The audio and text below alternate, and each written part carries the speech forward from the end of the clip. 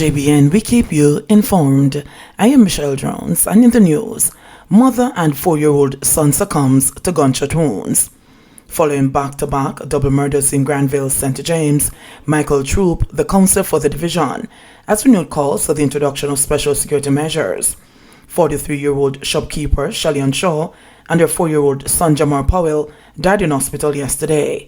On Sunday night, they were shot multiple times by gunmen who invaded their home in the top hill section of the community. Last week, Tuesday, 28-year-old disc jockey Ashon Olness, otherwise called Evadeva, and his 28-year-old girlfriend Jodian Roberts were shot dead at their home in Granville.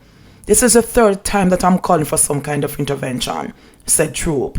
He said the authorities could consider a zone of special operation, a state of public emergency, or any other appropriate tool.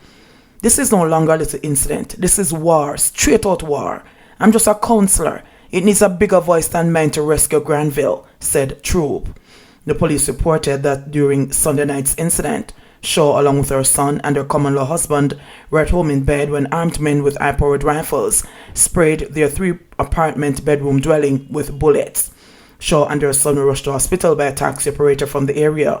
While en route, the taxi operator's house was set on fire by the gunmen. It was destroyed. Meanwhile, the police are reporting that 2 people have been taken into custody for questioning in connection with the shooting death of the 4-year-old boy and his mother. There are 2 persons who have since been arrested, and the police are maintaining a strong presence in the space as we speak, Assistant Commissioner of Police, ACP Clifford Chambers, said last evening. The St. James Police say this latest attack may have been a reprisal for another double murder in Granville last Tuesday. 7-year-old Tiana Russell died from blunt force trauma, autopsy shows. An autopsy has revealed that 7-year-old Tiana Russell died from blunt force trauma. The Jamaica Constabulary Force JCF is now mulling additional charges based on the findings of the post-mortem that was done on Tuesday at Tranquility Funeral Home in Kingston. Police report that about 1:30 a.m. on June 28, Tiana's father, Rowan Russell, took her to Lindsay Public Hospital, claimed that he heard her struggling to breathe. The child was pronounced dead shortly after. According to the JCF, its officers, who were summoned to the medical facility, saw several marks on Tiana's body. The marks were suggestive of abuse, the police said. Ahead of the post-mortem, detectives charged Tiana's 39-year-old father and her 27-year-old stepmother, Lorraine Fletcher, with child abuse. They appeared in court on July 7 and were offered bail in the sum of $300,000 each. Tiana's biological mother, Claudia Francis, died 4 years ago after a battle with illness. Since then, the child had been living with her father and the stepmother in New Works in the Lindsay area of St. Catherine. One of the child's maternal aunts, Verona Francis, said that both sides of Tiana's family showed up in Kingston on Tuesday to observe the post-mortem. "It's really heartrending," she said. She added that she has had to seek counseling for Tiana's teenage brother who lives with her. November trial date set for policeman and co-accused charged with teacher's murder. A police constable and his co-accused who were charged with murder and conspiracy in the death of 30-year-old teacher Kerryann Powell 6 years ago are to go on trial on November 21, 2022. The matter will be heard in the St. Elizabeth Circuit Court. Patricia Sinclair and Sheldon James are accused of poisoning Miss Powell. It was reported that Miss Powell was at the home of a male complainant on the morning of November 17, 2014, when persons broke in and threw a corrosive substance on them. Miss Powell was allegedly forced to ingest the substance. She died later in hospital. Mrs. Sinclair, the estranged wife of Miss Powell's boyfriend, was taken into custody along with Constable James. PM hints at legislation to ban corporal punishment. Prime Minister Andrew Holness says that the government will be focusing on legislation to deal with the high level of violence in the country, especially against women and children.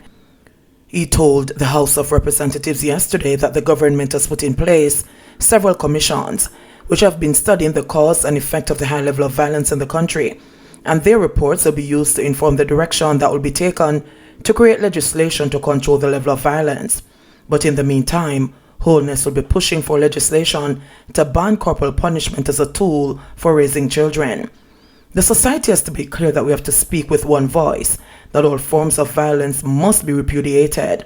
He said in a statement reacting to the news Monday of the death of 4-year-old Nashon Brown, who was allegedly beaten to death by his stepfather in Willowdene, St. Catherine. The boy's 24-year-old stepfather, Sean D. Bennett, was formally charged yesterday with unlawful wounding, assault occasioning actual bodily harm, cruelty to a child, and child abuse. Police sources have indicated that Bennett could also face murder charges. He is scheduled to appear in the St. Catherine Parish Court on July 27. According to Prime Minister Holness, it is important for us as a nation to have a conversation, an open and honest conversation about the effects of corporal punishment. He added, "We, as a society, must ban corporal punishment. Our research shows that boys who are severely beaten by their mothers gravitate to a life of crime. And if you ask most Jamaicans what concerns them today, they'll point to the increase in violence in the society." He said Jamaica and other Caribbean countries are among those with the highest corporal punishment rates in the world and are also among the countries with the highest homicide rates in the world. If we are to have a society free of violence, we must stop corporal punishment, the Prime Minister insisted. He said that the country continued to be horrified by the reports of violence and downright cruel acts being meted out to children, which should not be tolerated. In the same way we have discussed and condemned the other forms of violence in this House, we must unequivocally, loudly and resolutely condemn violence against our children, he said.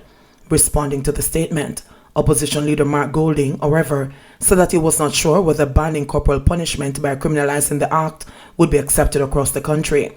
If that would be accepted across the nation, I don't know.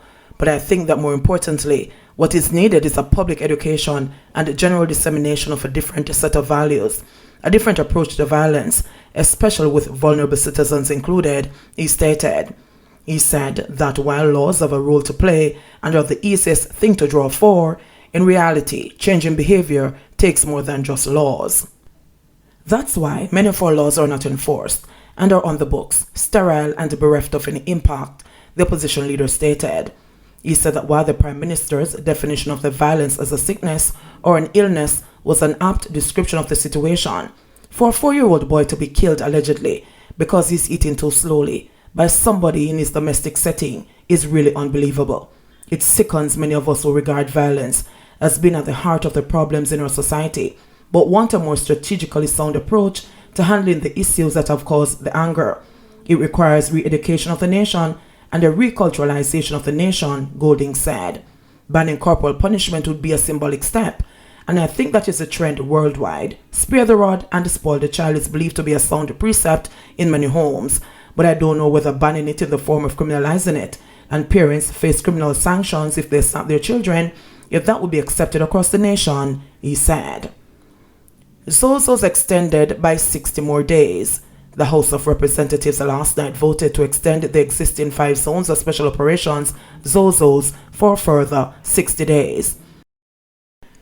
The zones, which are in Denham Town, West Kingston, Mount Salem and Norwood, St. James, and Greenwich Town and Augustown in St. Andrew, were created as a means of addressing serious crime factors as well as social decadence in the communities. Minister of National Security, Dr. Horace Chang, welcomed the decision to extend the Zozos, noting the willingness of the House of Representatives to agree to extend their activities, which, he said, was evidence of the fact that they are working effectively in creating significant infrastructural, social, and critical security improvements to the lives of the residents of the communities. 122 new COVID-19 cases, 5 more deaths recorded in Jamaica. For the first time since May 27, Jamaica recorded over 100 COVID-19 cases, with 122 cases being reported over a 24-hour period up to Tuesday afternoon, according to the Ministry of Health and Wellness. 5 more COVID-19 deaths were also recorded over the reported period, bringing the overall coronavirus death toll in Jamaica to 1,163. The deceased are a 49-year-old male from Kingston and St. Andrew, a 71-year-old female from St. Catherine, and 3 females aged 74, 75, and 84 from St. James. However, one of the deaths of a COVID-19 patient on Tuesday has been categorized as being coincidental. Meanwhile, the 122 new COVID-19 cases were obtained from 2,257 samples, resulting in a positivity rate of 16.1%. There were also 27 recoveries on the day, bringing the overall tally to 46,751. The newly confirmed COVID-19 cases bring the total number of cases on record for the island to 51,404. Of the newly confirmed cases, 65 are females and 57 males, with ages ranging from 36 days to 108 years.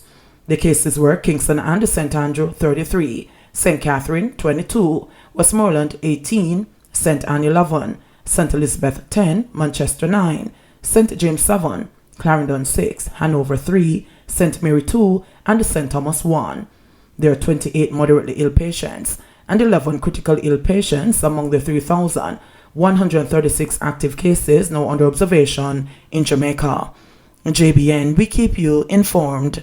Please remember to subscribe, like, share, leave us a comment, and click the notification bell to receive our daily news items.